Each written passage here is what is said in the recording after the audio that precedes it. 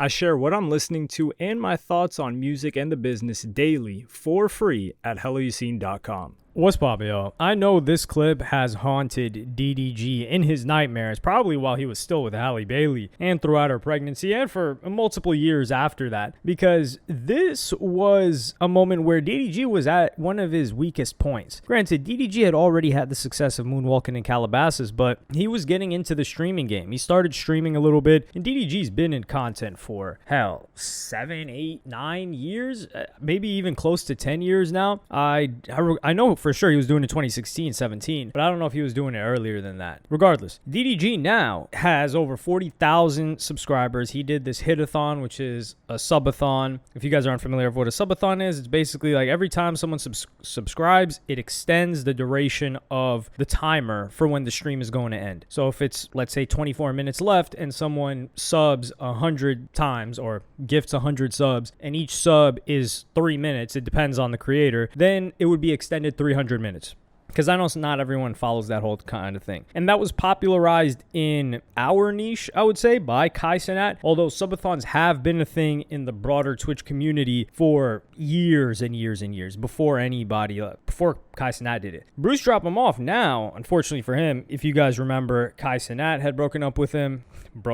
They stopped messing with him. Your Rage had his issues with him. And Bruce dropped him off was kind of in this unique position where he was the bridge between two sides of Twitch. And I'm not going to necessarily say I like Bruce or I watch Bruce, but I've watched Bruce develop, if that makes sense. Because, and this is about DDG, so we'll circle this back to Bruce. If you want to hear more about Bruce, wait till the end. So DDG, the reason why I have so much respect for this guy is that he is similar to Sneeko in the sense that, man, these guys just won't quit. It's like people get banned. Sneeko suffers more bans, but no matter how much hate, no matter how much clowning, no matter how long they're the joke for, sometimes it's flavor of the month. Sometimes it's for a week. Sometimes it's for months on end. DDG was the butt of the joke for 6 months plus, and DDG has lost beefs. I'm going to play you guys this other clip right now where DDG was getting straight clowned by Bruce Drop Him Off, who Bruce Drop Him Off is nowhere to be found right now. He got that kick deal. I'm pretty sure he ran up a bag off of that. And then he had, I don't know if he had a falling out with Aiden, but he got banned on Twitch for crashing out, saying some wild, I think it was like racist stuff, just stuff that you're not supposed to say on Twitch. He got permanently banned on there. And then I think he got unbanned,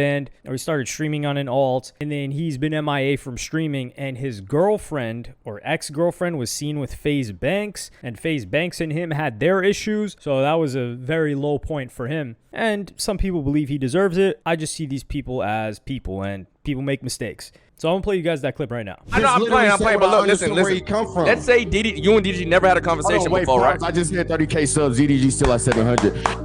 W30K chat. You see what I'm saying? Okay, listen. I have a question. But I'm saying, beyond the streaming I'ma see this.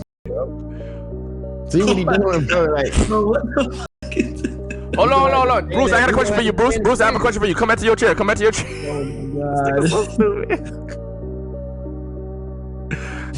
Oh my God. Appreciate y'all so much, man. Can I touch it? Yes, you can. W gifted, man. W gifted. All right, 40,000 subscribers. Hey. How's it feel? Oh my God. How's it feel? Bro, that snake Feels great. W40, man. Appreciate y'all so much, man. So in this video, DDG's in the lower position. DDG's got 700 subs. He just started streaming. And this is the thing. People assume fame translates.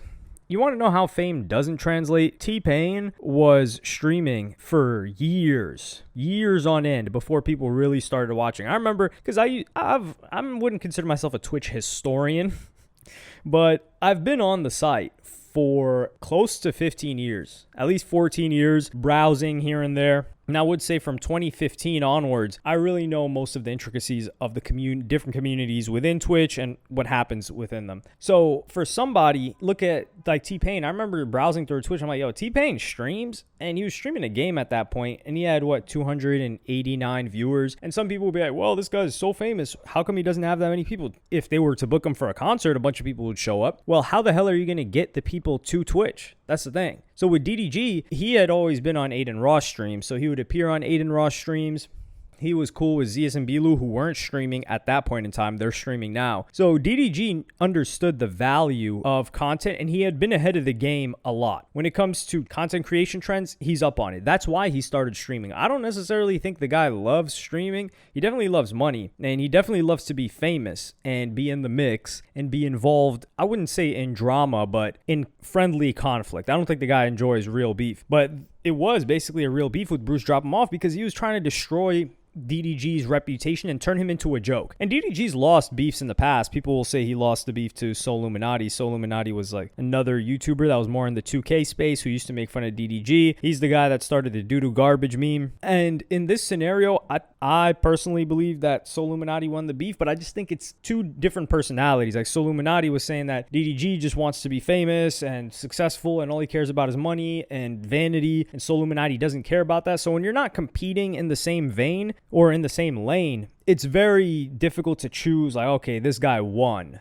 It's more so of a value set. So if you don't really care about these material things and fame, you're probably going to side with So. If you do and you're like, yo, I got more money than you, that's an argument winner for some people, then you're more likely to side with DDG. Although there was the line about DDG's girl, I will say, or the girl that DDG got with that was Soluminati's girl, but we're not going to get into that whole thing. So Bruce Drop Him Off, this is evidence that just because someone's winning at a moment does not mean that they will continue winning. And this is why I really, really am against knocking someone that's on the come up, because DDG is not somebody that's just a new streamer, right? This guy proved himself in content creation. He was a vlogger. He made it as a rapper. Who goes from having a gold play button to a platinum track and a real platinum track? Don't bring that, oh, Rice Gum got a platinum plaque.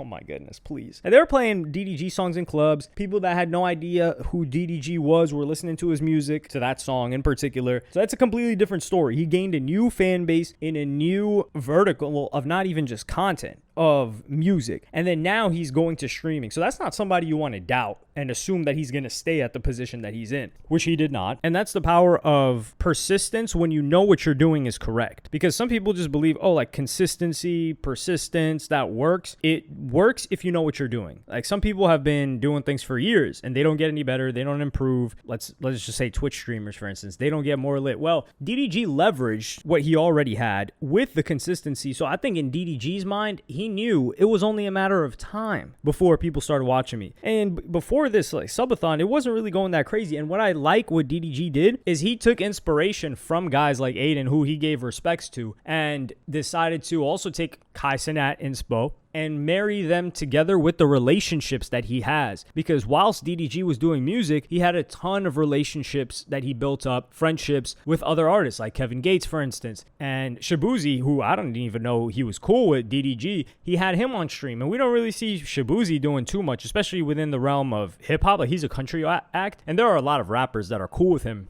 even friends with him, but we didn't see him collaborate with like an Aiden Ross or anything like that. So DDG brings these people in to a different dynamic because they're looking at it like, yo, we're cool with DDG. We've been with him in the studio. Remember, DDG's the guy that brought Blueface to Aiden Ross, which was quite a disaster, but content-wise, it ended up turning out great. So they're going to have less of a guard up. They feel like they're at home versus if they're going on an Aiden Ross stream, they're definitely feeling like they're being not criticized, but they're being led into a trap. Does it have to do with Aiden being a quote-unquote white guy? Potentially. But even with the Kai Cenat, I think they feel like they're under the spotlight, and a lot of people are watching them, and they don't know Kai Cenat. Maybe they watch him now, but I'm talking about when he first got lit, and he wasn't just an entertainer. I would say he's like a general entertainer where everybody within hip-hop knows him, has seen enough of him to be like, okay, I like this guy, I don't like this guy. I know what to expect, what not to expect. Versus early on, he may have been super, super popular, but they didn't know why, they didn't know how, and they didn't know with who. So DDG, I have to congratulate the guy. Like to still be doing music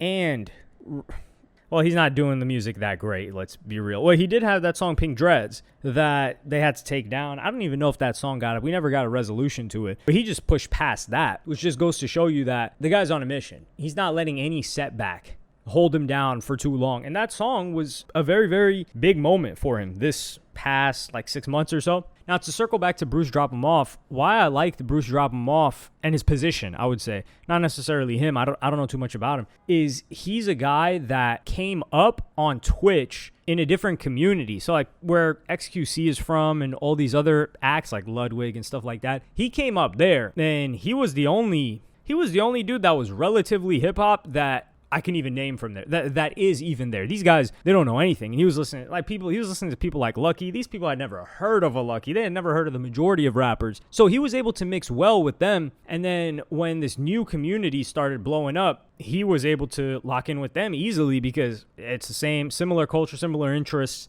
similar music. And he even played some of the games here and there. But he's a guy that he was like 16, 17 when he was really taking off streaming. So the guy's been making money since he was even younger than an Aiden and a Kai Cenat. And I think when you just live on the internet that long, and you're streaming, I think streaming does something to the brain that no other form of content creation does. And especially if you're young, I think it really alters you. So perhaps it did something to him. I hope the guy's doing okay. Like some people consider him like a complete D-bag, a-hole, but hey, I don't know the guy. He may very well be that, but for someone to take such an extended break, either he's balling out and enjoying himself or he's down bad. And, you don't want to see somebody down and out, especially if they didn't do anything to me. Now, if they did something to me, I'd want to see them worse than down and out. I'd never want them to come up for air. Not metaphorically speaking, of course, career-wise, not any other means. But let me know what you guys think in the comments. Do you think DDG ended up winning this beef where Bruce dropped him off? Or was Bruce always just talking about the music and he was right? Because right now, it's not like DDG's got certain music in circulation that's going crazy. Let me know. Like, subscribe, and hit the notification bell if you enjoyed, and I'll see you in the next one. Follow me on Twitter and Instagram. Go to helloyassine.com. Thank you for watching. Peace.